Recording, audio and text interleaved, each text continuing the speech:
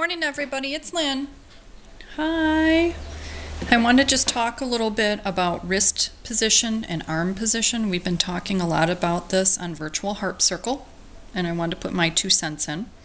Just what little knowledge I have, I'm happy to try to pass on. So I wanted to start and just talk a little bit about some basic terminology.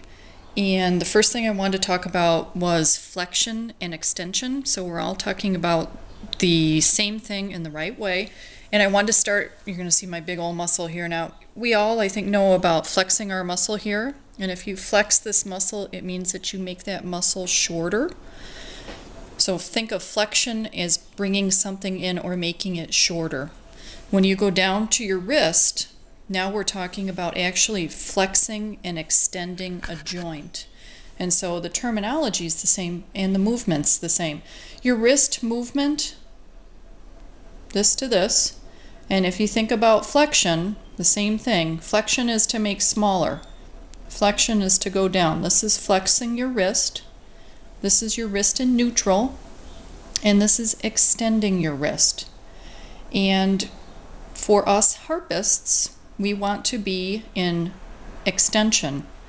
And the reason why is, for those of you who have also heard about carpal tunnel or carpal, there's actually a sheath of connective tissues and things that go right here. And this is necessary for you to function. It was made that way. However, it's a finite part inside of you, hence the word carpal and tunnel. Carpal is wrist. Tunnel, think about a limited amount of space inside of there. So you have a limited amount of space in this area of your body.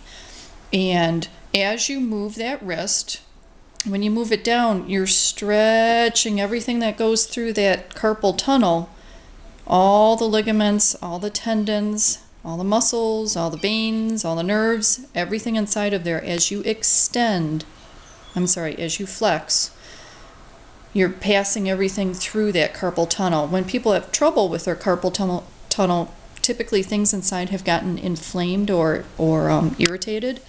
So as harpists, my harp teacher always talks about trying to maintain a swan neck. She always wants to see my wrists in this type of position.